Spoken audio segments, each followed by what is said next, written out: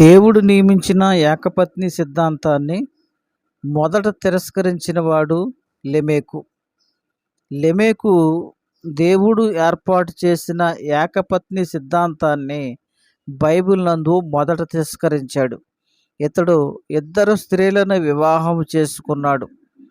ఈ యొక్క తిరస్కారం ద్వారా నేడు వారసత్వముగా పొందిన ఈ దుర్నీతి క్రమేణ గృహాల్లోనూ, కుటుంబాలలోనూ, సమాజంలోనూ వ్యాపిస్తూ అధికమవుతూ వస్తూ ఉన్నది. ఇతడు చేసిన ఈ పని దేవుని యొక్క ఆజ్ఞలు అతిక్రమించినట్టుగా, దేవుడు ఏర్పాటు చేసిన సిద్ధాంతాన్ని తిరస్కరించినట్లుగా కనిపిస్తూ ఉన్నది.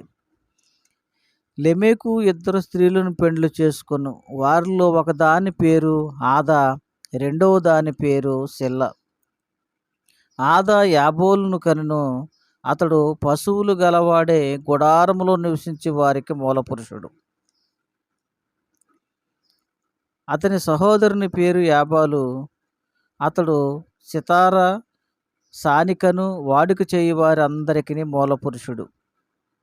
మరియు సిల్ల తుబల్కాయిను కనెను. అతడు పదునుగల రాతి పనిముట్లన్నిటినీ చేయువాడు కనుక అతడు వారందరికీ మూలపురుషుడుగా ఉన్నాడు.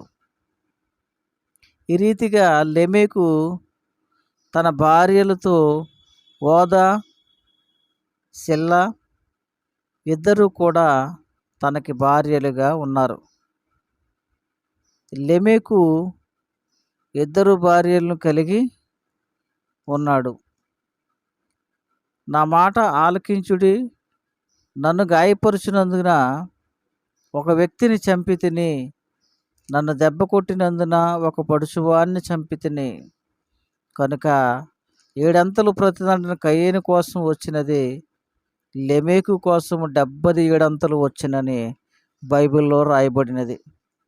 ఈ రీతిగా బైబిల్ నందు మొదటగా ఒక ఇద్దరు స్త్రీలను వివాహం చేసుకుని ఏకపత్ని సిద్ధాంతాన్ని తిరస్కరించిన వాడిగా లెమెకు కలడు. అతనికి భార్యలుగా